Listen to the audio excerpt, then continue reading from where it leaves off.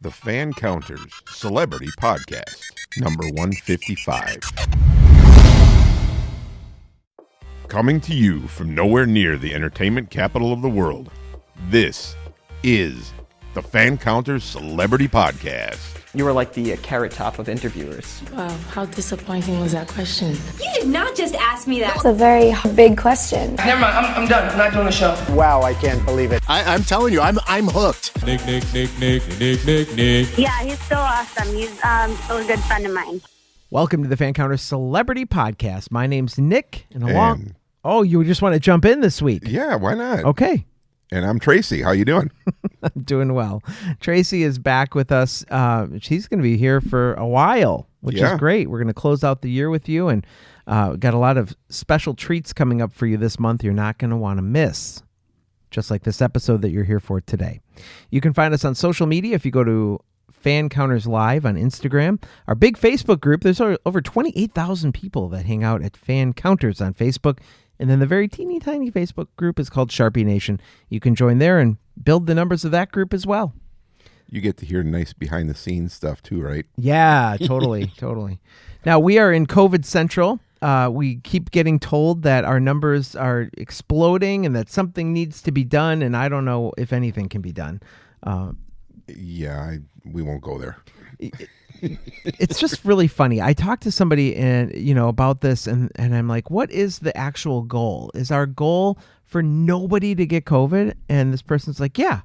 I was like, yeah, I guess so. But how do you avoid that? That'd be like saying we don't want anybody to get the flu. Correct. How do you avoid it? And the only reason I'm bringing this up is because Nutcracker season is upon us. And for my loyal listeners who know, this is the month when I have to film about 20 performances of the Nutcracker. And some of them have been put on hold. Some have been canceled. Some of them are kind of a day-to-day thing right now. But December's upon us. And hopefully, as you're hearing this episode, I'm packing my gear and getting ready to head out because I am supposed to have Nutcrackers. Can you recite the Nutcracker by heart right now in your sleep? Oh, I sing a lot of the music as we go. And the one thing that's kind of interesting about the Nutcracker performances, if you go around to different ballet companies who do it, they use different songs for different pieces. Like, the war with the mice and stuff, they might use that music somewhere else. And they've used some other music in place of that in that spot. And that's the kind of stuff that I get to notice. Well, that's a good thing. It's completely nonsensical information nobody cares about. So let's move on. Tracy, this week I've got a guest coming to us via a publicist friend of mine, Steve Joyner. He's brought me a lot of guests, and I'm really thankful for Steve. And he's brought us Liz Priestley, who is coming out in a brand new movie with Idris Elba. I'm looking forward to seeing that. Because you like to see men without shirts on riding horses? No. Oh. It just sounds like a very interesting movie. Okay. Well, we're going to tell you all about the movie today. And Liz Priestley is our guest. She plays the wife of Idris Elba, and she will tell us in great detail about his shirtless scene on the back of a horse. And that is all coming up today on Fancounters as we talk about the movie Concrete Cowboy, which is coming to Netflix very, very soon. You ready? I'm ready. Okay. This is Liz Priestley, star of the new upcoming movie Concrete Cowboy. Do you have any questions before we start? No. Just let's do it. I'm excited. You got your coffee and you're ready to go, right? I've got my coffee. It's so funny you said that because I literally was rushing. I was like, let me get this cup of coffee made. I was like, I'm stirring in the creamer as I'm calling you. So that's funny. I have my coffee. I'm comfortable. I'm ready. And what is the creamer flavor of choice? Let's get the important questions out of the way. Today we're going with a French vanilla it's a Dunkin' Donuts brand French vanilla, that's not normally my first choice. I used to use like non-dairy creamer, but this was on sale and I do like vanilla, so all right. Here we are. If you like, you really got to try Coffee Mate's creme brulee, and they don't sell it. They don't sell it everywhere. My favorite. Mine too. It's my favorite. Oh my gosh! And I don't know how it is where you guys are, but for us on the East Coast, it's a limited edition thing, so they only have it once a year. Oh, it's been all year for me, but I have to go to the expensive grocery store to get it. Wow. Oh, yeah. Go to Sendix? Ours is like, creme brulee only comes out around like Christmas, so it should be. I've been looking. I have not seen it yet on shelves where I'm at, but that is my favorite flavor. I can't believe you said that. Oh my god. This interview is made to be. Yes. Let me tell you. So I got something meant to happen. I got something really funny to tell you real quick then about coffee. So Yes. I work from home normally. I have off today. I get a vacation day to hang out here with Nick today. And my wife always makes my coffee in the morning. So it's like I'm working from home because of COVID. And so in the morning I come down and she's, making my coffee for me. And this morning I come down and I looked at her and I go, "You're fired." And she goes, "Why?" And I said, "Just because I'm on a vacation day today doesn't mean I don't want a coffee." Oh, poor guy. So she made it for me as I'm both on vacation. So she made it for me as I'm running out the door to come over to your house. That was very nice. Oh my goodness, that's priceless. You're fired. Well, I don't know how I can't use all of this. I might have to just stick this all in the program. But let's do an official welcome, Liz Priestley. Welcome to Fancounters. Thank you so much for joining us. Thank you for having me. I'm really excited about this. Good. Now, back in September, a movie called Concrete Cowboy came out at the Toronto International Film Festival. And it sure did. It stars a guy that I just adore. He's so talented. Idris Elba is in this film. So I can't wait to see it. That could apply to like 6 different guys in the film. I don't know. They're all wonderful. Well, you have the privilege of playing his wife. Yes. Very cool. I sure do. Yeah, it's kind of surreal, but it's awesome. It's gotten to the point now because we shot this, August 2019, and when I told my friends and family, of course, they were just like, half of them were just immediately thrilled, and the other half were super confused. Like, they're just like, "Wait a minute, what do you mean you're playing his wife? Like a stand-in?" And I'm like, no, the actual wife. Right, like an understudy? No. And it's taken so long to come out that I'm starting to get messages from people. "Liz, did you make this up? Did you Photoshop those pictures we saw? Aww. I think you made this up. I think this is wish fulfillment, Liz." Then I'm like, "No, I swear. I did it. I swear." Well, the one thing this movie isn't is a Western. So what can you tell us about Concrete Cowboy? Because it sounds like it's a Western, but I watched the trailer and it's definitely not. It's not. I've heard someone call it kind of a modern day Western. I don't think it really is that. I think at its heart, this is a father-son story. And it really is unique because it's set against the backdrop and framework of a true story. So what it is it's a 15-year-old boy played by Caleb McLaughlin, who's fantastic.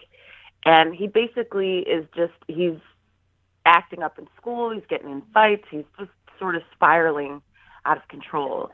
And his mother, played by me, she's just like, "You know what? I've done all that I can as a single parent. What I'm doing is not effective anymore. I think you need your father in your life because I can't do anything more for you." And so she basically dumps him on his father's doorstep in the middle of the night in Philadelphia. But the kicker is that, Cole doesn't realize that his father is this leader of a group of black cowboys in the heart of the city. And that's where the true story comes in because this group of cowboys, they're real. And there are several groups like that around Philadelphia, and not just in Philadelphia. There's major cities, across the U.S., and have been here since the Civil War. So it's kind of cool in the sense that part of the story is true. And we do have, cowboys from the Fletcher Street stables where we shot, playing actual cowboys in our film. One of them plays a lead role too. So that's kind of why I guess it's like a Western in the sense that these are real cowboys really living in the city in 2020. But it's also, it's about how Cole and his father, basically reconnect. So that's awesome. The story. That sounds very cool. Does the guy from the stables, who is not technically an actor, did he do a good job? I mean, you said he gave him a lead role. That's kind of unlikely. Yeah. He was fabulous. There's a couple of them. I think there were 5 or 6 of them that played parts. But this one in particular, and I don't want to give anything away, but it's a very moving storyline. This particular cowboy, he's got a story to him, and they felt very strongly, the director Ricky Staub and the producers, they felt very strongly that this story needs to be told by somebody who actually has lived it. And so they cast a gentleman by the name of Mil Prattis, and he is one of our cowboys out here in North Philly. And let me just tell you, he's like Idris Elba's new best friend, number one. Number two, he's excellent. Like, I don't know if he wants to be an actor after this, but I'm like, you could. You're pretty good. That's awesome. You could. So yeah, I'm very proud of all of them. Yeah, it's fun. I'm really excited for people to see this. That's for cool. like tons of reasons, but yeah, that's one of the big ones for sure. That's very cool. Well, this is your film debut. You are a veteran actress with many stage credits. What did you learn as an actress performing in front of a camera versus being in front of a live audience? Well, it's interesting. The energy is totally different. So, when you're doing a play, right, you show up at the theater at, 7 o'clock, you're on at 8 or 8:15 if you're holding. And, by 10 o'clock or 10:30, you're done. You're in your car. And it's that, straight through kind of, I call it linear energy, but it's just, straight through from start to finish. On a film,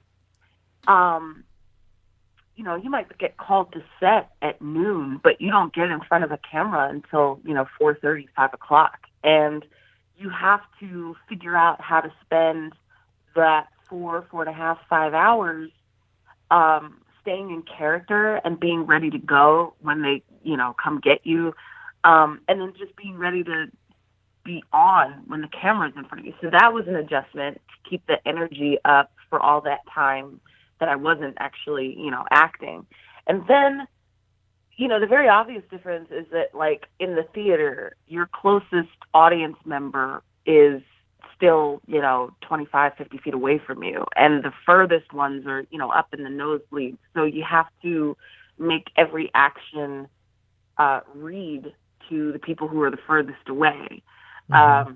And even if you're doing something like whispering, you've heard like a stage whisper. It's not a whisper. It's like this. It's very loud. But on film, your audience is a foot away from you because it's the camera, and things don't need to be that big when a camera is several inches from your face. So it's adjusting, making everything smaller, and realizing that, like, no, all it takes is for me to think the thought, not necessarily act out the thought. Because if I think it, you'll see it on my face, and that's enough. That's all they need to see. Do you know what I mean? Yeah. So it in the beginning, the first day or two, I was a little overwhelmed with those kind of changes, and not that. The director said anything like, no, it's too big, make it smaller, nothing like that. But just for me, myself, I was realizing, I'm like, okay, I can pull back a little bit here because it doesn't need to be that big. Camera's right here, So it's just a bit of an adjusting in that way. And then, of course, it's over a period of days or weeks as opposed to a few hours. So, yeah, but I do love it. I love it. Now that I've done a film, I'm like, no, this is absolutely what I want to do, for sure. This is what I want. So, yeah.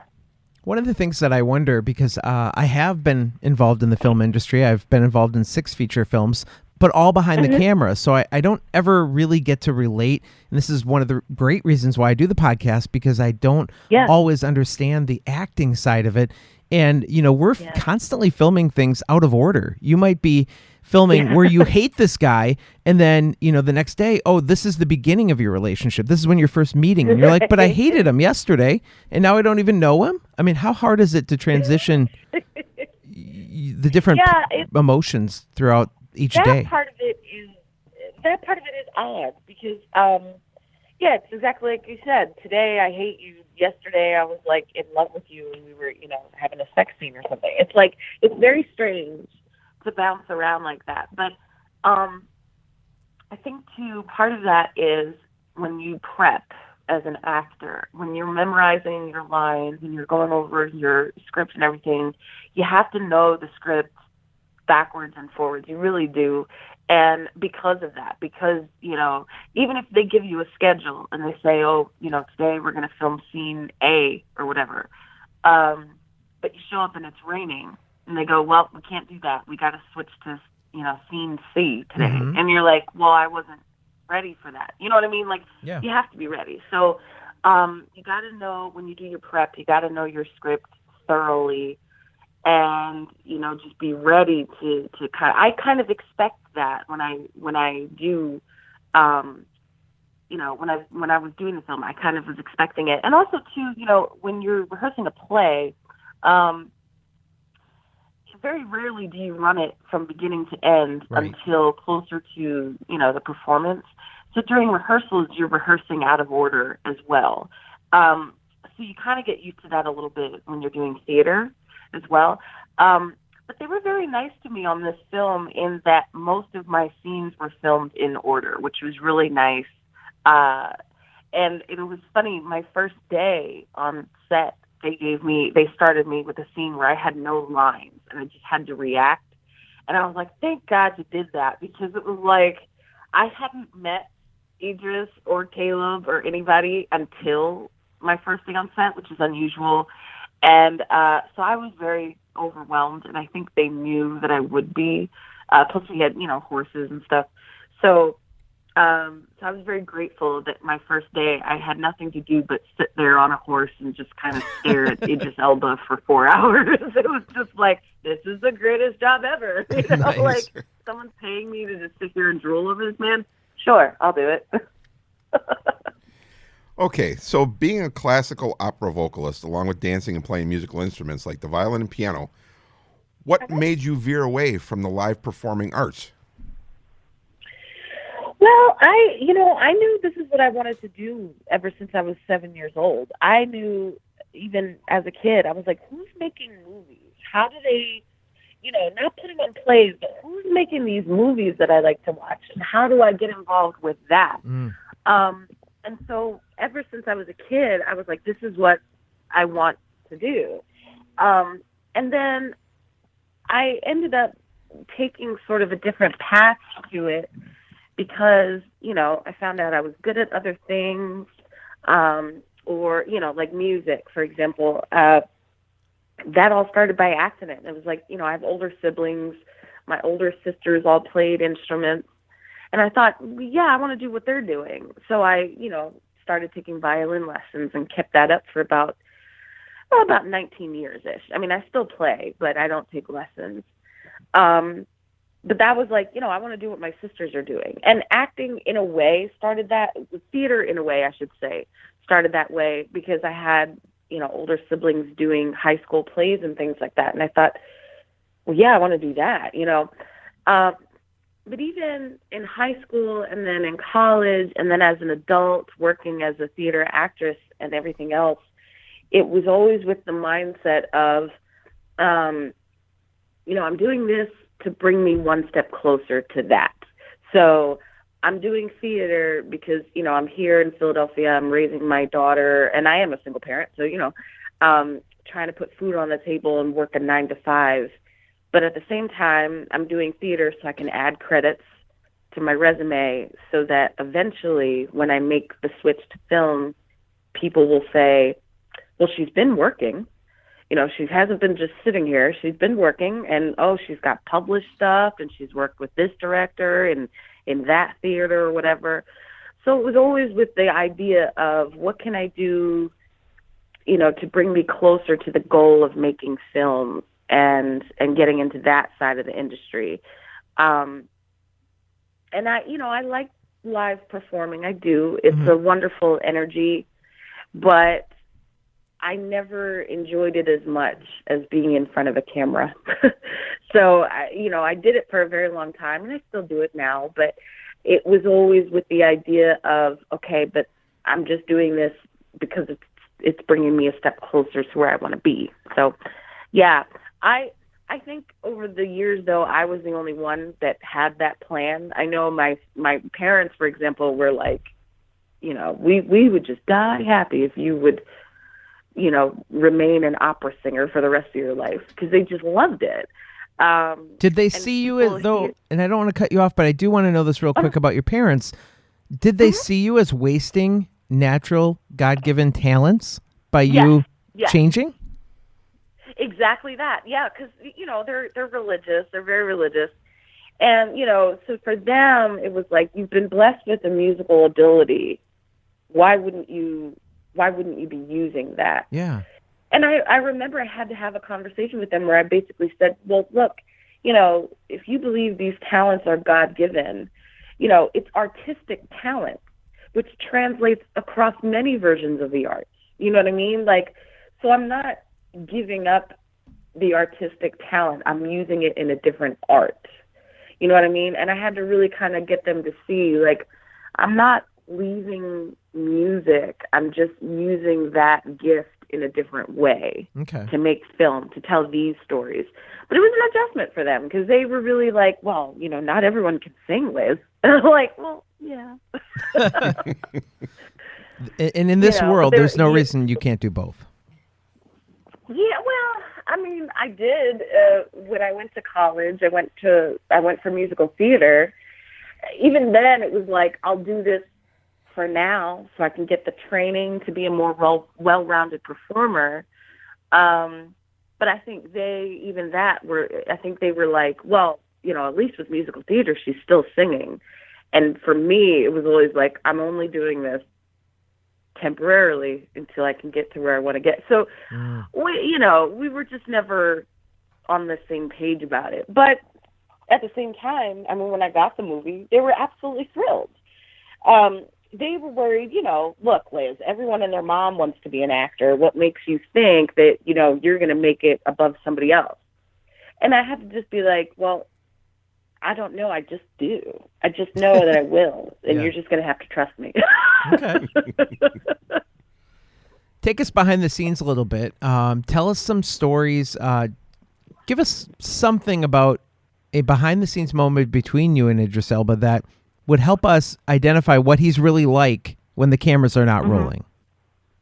I'll give you a perfect example. We were between takes.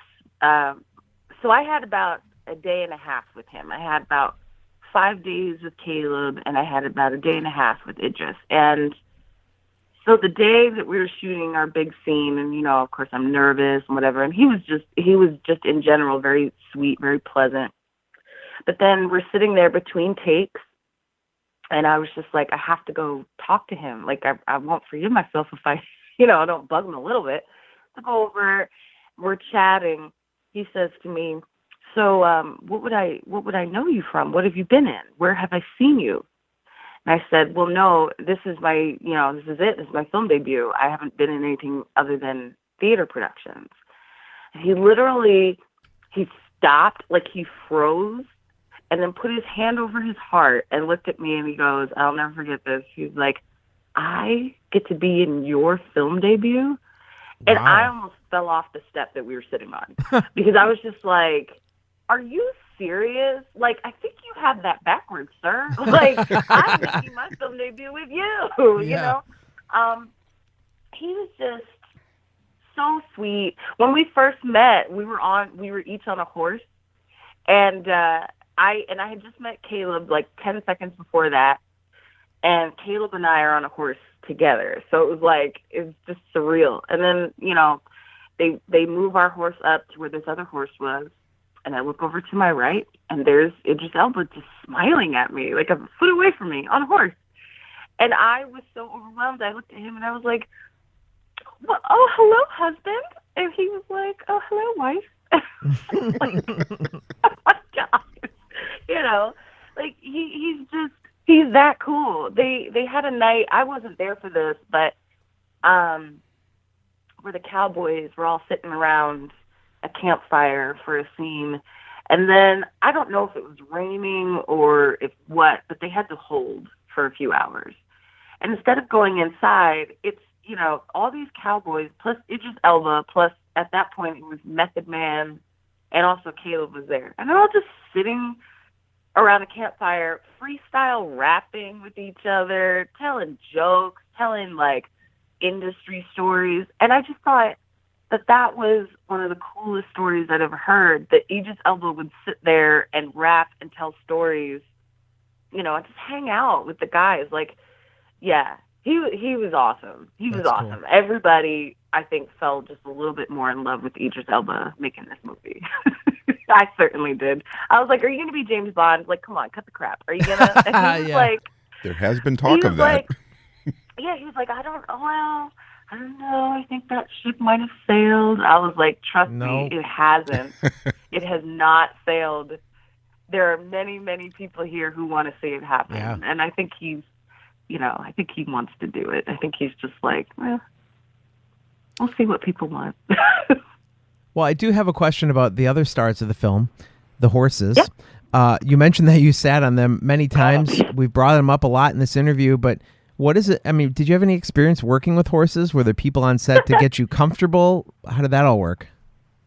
Well, I've only been on a horse one other time in my life, and I was 17 years old, and I was in college as a freshman, and I went home with a friend of mine for Easter weekend, and she had horses, and it was the first time I ever got on one, and 5 minutes later, I was on the ground, unable to breathe, and that's when I realized that I'm allergic to horses, like EpiPen allergic to horses. Oh, no.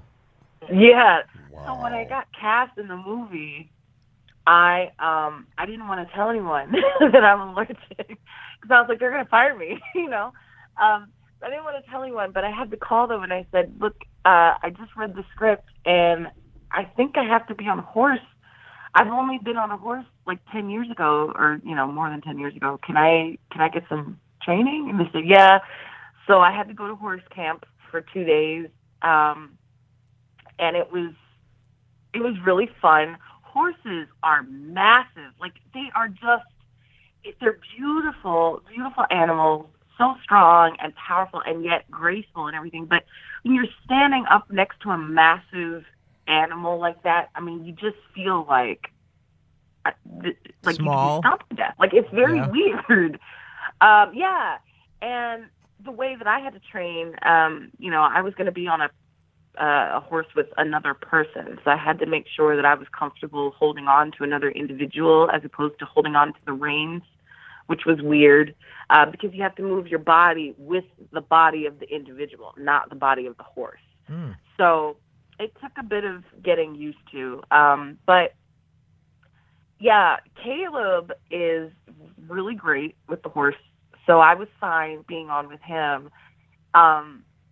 But, and you can't be nervous around horses, or they'll get nervous too. So as soon as they put us on the horse, Caleb and our horse started kind of freaking out a little bit, and I think it was because I was nervous. But come to find out that I and Caleb and Idris are all allergic to horses. So there was a fair amount of sneezing going on and watery eyes, but we pushed through it. So that's a first.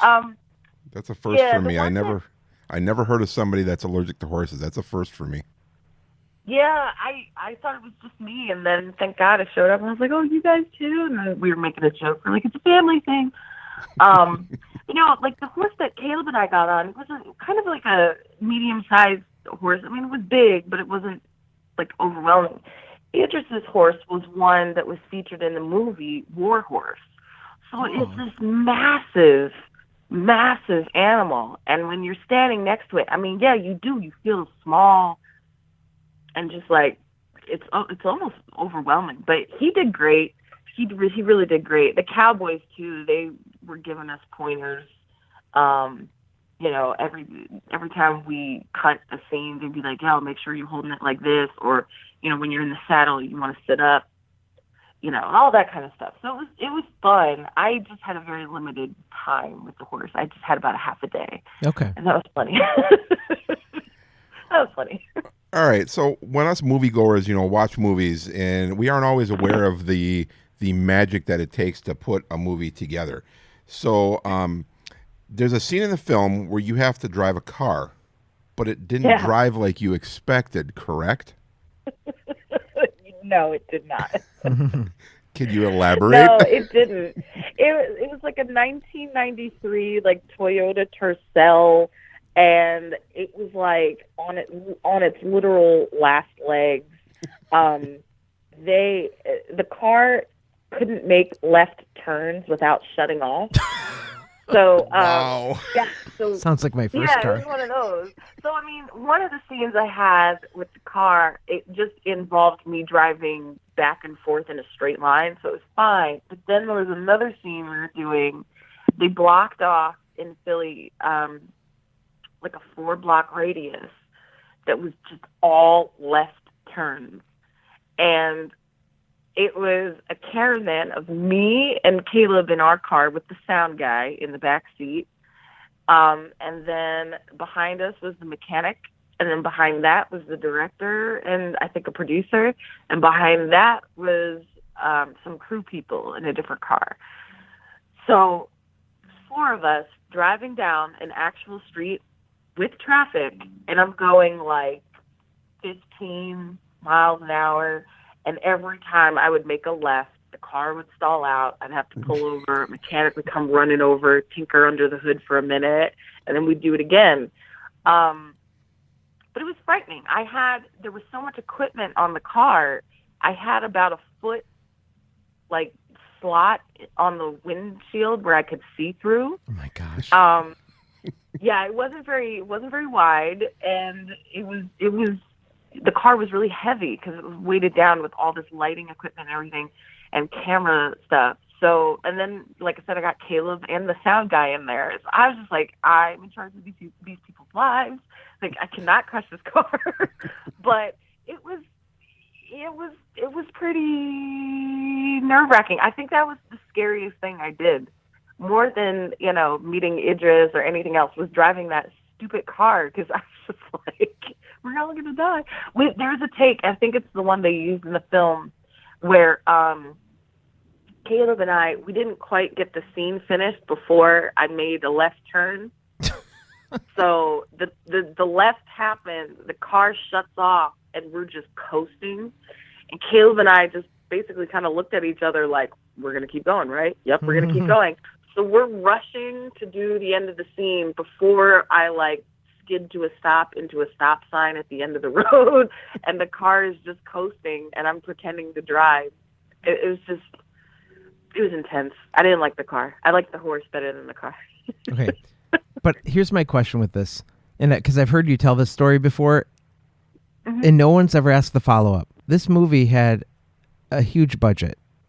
Why do we have a car that can't make a left turn without shutting off? Seriously.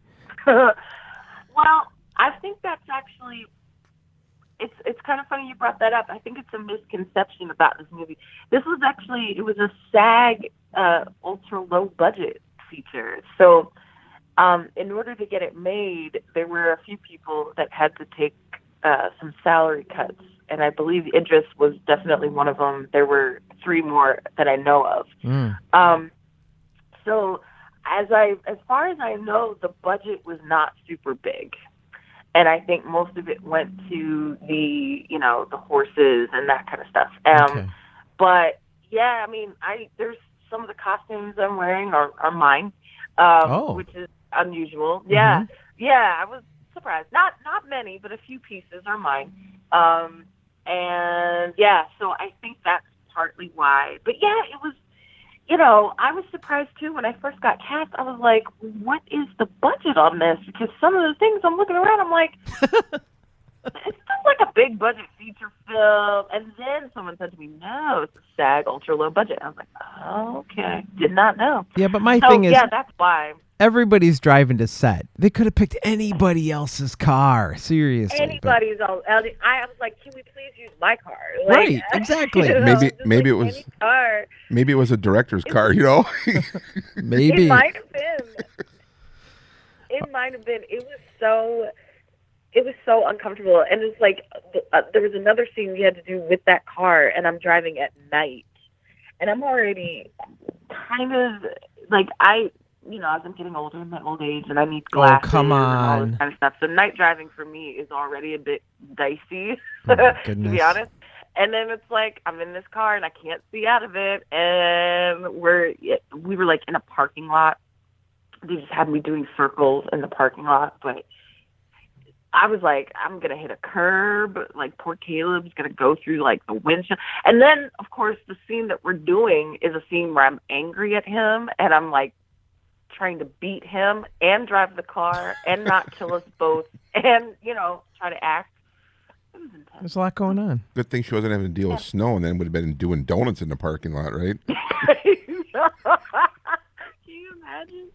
No, thankfully it was August, but August, I mean, almost as bad. Brutally hot, just like, and there's no, when you're in North Philly and you're shooting out there like that, there's no shade. You're just standing there under the sun. So, and then, of course, my character, we're supposed to be from Detroit. So when you first see me, I've got sweaters on and, like, multiple scarves in my hair. And I was just like, in the movie, I'm like, I hope you edit out all this sweating. I am sweating so profusely in that movie. It's disgusting. Now we know what to look for when I watch it. Yeah. I know. Just look for my face and be like, she was really hot that day. She must have been really, really hot that day. Liz, I have some very important topics to get to that's not involving this movie. So let's close the movie talk out with this, because we've done a great job kind of highlighting some of the great things to look for in the film. But I want you to like really sell this to us. How would you pitch the movie to me that would make the whole audience want to like go out and watch it? I mean, there's a very simple way that I would normally do that, and I don't know if this would work on you, but I've been saying to my friends, I'm like, really, all you need to know about this movie is it's Idris Elba on a horse with his shirt open. What else do you need? That's it. You'd get our wives. I know that. Exactly. I know that would sell them. I'm just saying, I mean, like, that's all it would take for me to see a movie with it. Idris Elba on a horse shirtless? Sure, sign me up. Well, I'll go see it for Liz. What's that? I'll go see it for Liz. Aw. No. Thanks. If I'm being serious, I mean, because honestly, that would be enough to make me come see the movie. But if I'm being serious, for everyone else, I would just say this is a movie that, first of all, you're going to want to see Caleb MacLachlan in also his film debut, because he blows people out of the water on this performance. Number one. Number two, like I said, Idris Elba on a horse. Number three, come to see the father-son story told in a way that you've never seen it told, and come for the historical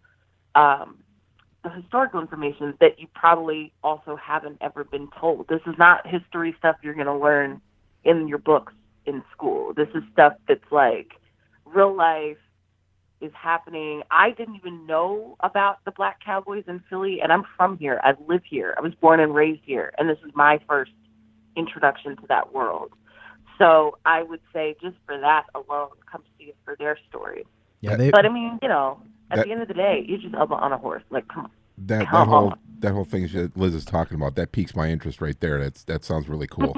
Yeah, they've existed for over 100 years. That's what I learned when I did the research on the film. Yeah. It's crazy. Yeah, they've been around forever. And it was like, I did a little deep dive myself when I got cast, because I was such an idiot. I said during my costume fitting, I was like, so this is a fantasy world, right? And the lady was like, no. But I did a little digging myself, and I was like, it's stunning. This is just another example of people of color kind of being whitewashed out of their own history. And this is, just another one of a long list of things where that's happened. But these are real people. This is a real community, and it's a beautiful community. It's a beautiful place where, their whole thing is we want to give our kids a place to go to keep them off the streets. I think that's fantastic. And keeping the history alive is a huge reason to go see this film. Absolutely. So, very cool. Absolutely. And I hope people see it and go, what can I do to help? Mm-hmm. Make sure that they stay open. I mean, yeah, that's what I hope. But yeah. Well, so there you go. 7, 8 reasons. That's a lot. It is. It was good. Thank you for sharing all of your thoughts on the movie and giving us a behind-the-scenes look. Before we move on, I just want to say the movie, again, is called Concrete Cowboy, played at the Toronto International Film Festival, and it is going to be around, I don't know when. Do you know when? I'm not sure yet. All I know is it will be on Netflix. Oh, great. Oh, good, cool. Good. Yes. All right, yeah, Liz. we just found out last week it'll be on Netflix. They're saying early 2021. I personally would not be surprised if people were trying to get some Oscar bait and it got released a little earlier than that, but we shall see. Great. We shall see. Well, if you know anything about Fancounters, you know that I'm going to ask you this next question, which is all about meeting your fans. So, and I know that this movie hasn't come out yet, and this was kind of your big push into the worldwide or United States marketplace. But have you had a chance or any weird, fun encounters with people who have seen you perform and met you later and just were in awe of what you did? And what did they say to you? And do you have any fans that stand out in your mind? Yeah, I've had, it's funny because I've had such a limited sort of existence in terms of like, a fandom, if you will. I mean, Philly is interesting in that it seems to be, it's always like the same crowds of people coming out to see plays. So I have had it happen where, like, for example, I used to temp a lot in years past because it's a flexible, job that lets me go to auditions and stuff. So I would be temping. I used to temp at Philadelphia Gasworks. And I remember I was there for like a few weeks, and this lady was looking at me funny in the cafeteria. And I just was like, I don't know why she's looking at me, but she is really looking hard over here, And she came up to me a little later, and she was just like, I'm sorry, I know you saw me staring at you in the cafeteria, but I just have to ask you, are you African, or did you play an African person in a play recently? And I had to laugh because I had done a production like 3 weeks prior to that where I played a character who was an African refugee, and I had the whole accent and everything. And she had been there to see it, and she recognized me. And I thought that was so surreal because I was like, it's like some rinky-dink theater in Philly. Like, who's coming to see this? Wow. But I've had things like that. When I started doing some commercials last year, I've had a few people in the grocery store say to me things like, they'll quote the line. So I played a cop in a commercial for Safe Auto recently, and my line in the commercial, is there's these construction workers, and one of them's up really high, and I hear him say something about driving his car illegally. So I yell up to him, and I'm like, come on down here, son. So that's the line. I've been in the grocery store where I've heard people behind me be like, come on down here, son. And I, turn around, and they're smiling at me like, yeah, I knew that was you. I'm like, that's weird. That's fun, though. That's really cool. Yeah, it is. It's, it's exciting. People are paying attention, and that's what you want. And, yeah, I mean, I'm hoping that when the movie comes out, people will recognize me. But I'm also a little nervous as to what that will be like because, when you hear celebrities talk about it, it always just sounds so unpleasant. But fortunately, I'm not there yet. I'm nowhere near that yet. You'll get there. Oh, yeah. This one's going to propel you in that direction for sure. So we know. I hope so. So we know with the COVID thing going on, that production on movies, TV shows, things like that is all slowed right now. Yeah. But do you have anything else coming up that you want to promote? At the moment, I'm like everybody else. I'm just auditioning my butt off and trying to get hired. But one of the things I'm very excited about is that this time has allowed me to explore another avenue of something that I love doing, but I've never shared with anybody before, which is writing. I've been writing screenplays for a little over a decade. I just have never shown them to anyone. Wow, that's cool. I never thought that I was very good at that. But this, being home in quarantine for the last few months has really opened up that door. I've been able to meet a few people who I've been able to collaborate with in that way. And so I have a screenplay and a web series in the works that I'm trying to, get up and out online so I can keep busy and keep people interested in what I'm doing. So I'm excited about that because no one has ever even seen anything I've written until this year.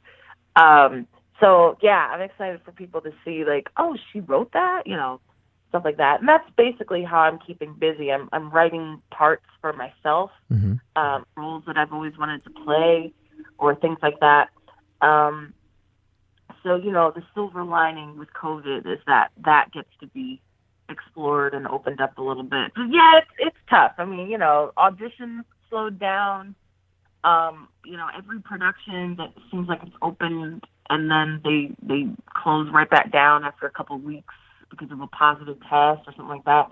I know Caleb went back recently and started doing season 4 of Stranger Things, but from what I've heard from him, there's been a few minor setbacks there as well. So it just seems like it's a lot of stop, start right now. And I'm not really sure how that's all going to play out, but, I'm trying to keep busy. So. Does that mean we just got a Fancounters exclusive?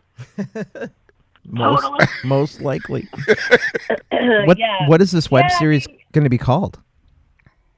I'm sorry, say again? Oh, what's the web series going to be called? So right now, it's literally still called Untitled Project.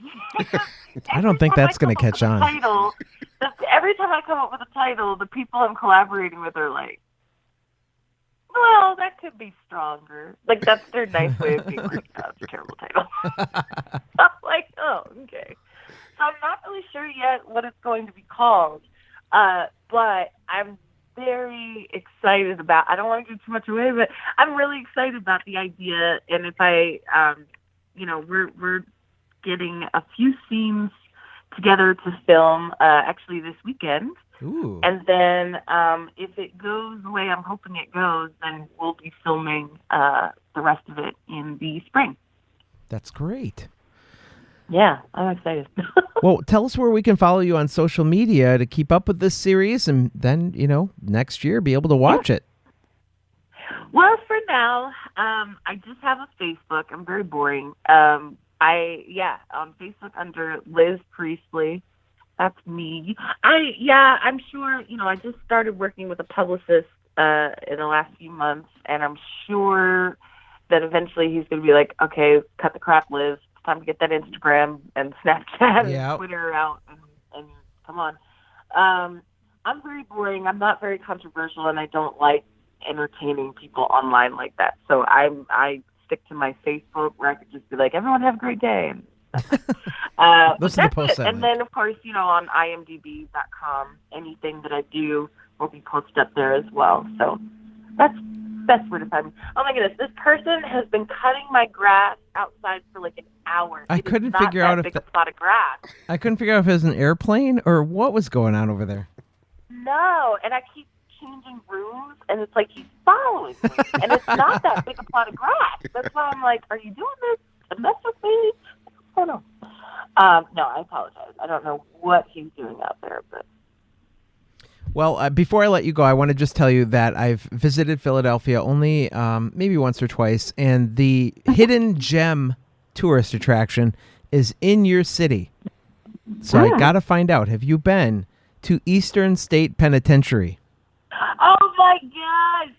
So I used to go up every Halloween for like 7, 8 years. I've been so many times. Wow, okay. Depends.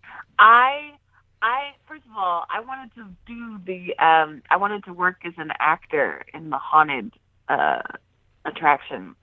And the one year I actually got hired to do it, and then I got cast in a show at the same time so I couldn't do it. But it is one of my favorite attractions. I think it is so cool. It's unfortunate that the history of it, but it's such a cool place, and people get so legitimately freaked out when they go. I love it. Yeah. I love it. I like love that they I love have. Halloween. I love all of that. See, I didn't know about the Halloween thing. Now I'll have to come back to Philly. But what I love is during, you're walking around and every so often they start like they have electronic things that bang on pots and pans and stuff to make it sound like what it really did sound like back in the 20s or whatever. So, Wow. I'm going to have to check that out. Yeah. I went to Philly just to see the Rocky Balboa statue. Oh, man. Did you run up the steps?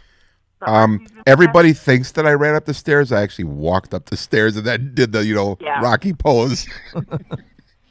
I've tried running up those steps. I can't do it without stopping. It's a lot of steps. Oh yeah. It's very high. And when you're standing at the bottom of it, you're like, looks a lot smaller in the movie. This is why it looks so big right now. But I've done that. I've done been to the statue, been up the steps, been to the penitentiary, been to the Liberty Bell. There's a few things out here that are, I like. Reading Terminal Market is where I usually tell people to go if they're out here, just because you get like really good food, and I just love it. That's awesome. awesome. Love it. I love Philly. Like I said, I've been here my whole life. It was just such a privilege to be involved in a movie that shot here and featured people from here, and Philly people are one of a kind. They certainly let me know during filming that they did not know who I was, and they were not happy that I was there hugging Idris Elba. But that's okay. That's who we are. It was great. Between takes, you could just hear them being like, "Who that is? I don't recognize her. She doesn't look like Carrie. I know that ain't Carrie. Who that girl is?" But that's Philly. Like, that's who we are. You will never need to guess how we're feeling. I love it. You're delightful, Liz. I wish you much success. I can't wait to see some of your newer projects. I can't wait to see Concrete Cowboy. Yeah, me too. I'm looking forward to it. Yes, me too. I haven't seen it yet. I've only seen 10 seconds of my face. Oh, my gosh. So I'm excited to see it, too. Yeah, I can't wait for people to see this. And, Netflix, it's a great thing. Everyone's home. Everyone's, watching TV. So couldn't have gotten a better place to take it. So I'm excited for it. Awesome. Well, congratulations on that film, and thank you so much for spending this time with us on Fancounters. Yes, thanks, Liz. Thank you, guys. Thanks for having me. It's such a pleasure. It was really, really fun. My thanks to Liz Priestley for joining us on the show this week. Did you learn something this week, Tracy? I sure did. And besides, she sounds like a really cool person. She does. She sounds like a lot of fun to hang out with. And she likes coffee. and my flavor of coffee creamer. We're like best friends. Yep, exactly. You can follow us on social media. Don't forget, Instagram, Fancounters Live, and then drop us an email. If you have a guest that you want to hear on Fancounters, send that name to me at hello@fancounters.com. And if I get them on the show, you can be on the show too. What a deal. I know, that's pretty cool. I'm connecting people with their favorite celebrities for the holidays. That's kind of a good Christmas present, right? That is a good present. Yeah. All right. So drop me a line, guys. That's going to do it for us this week. Tracy, enjoy your week, and I think you're back next week. I think so. All right. We'll talk to you then. Thanks. Bye.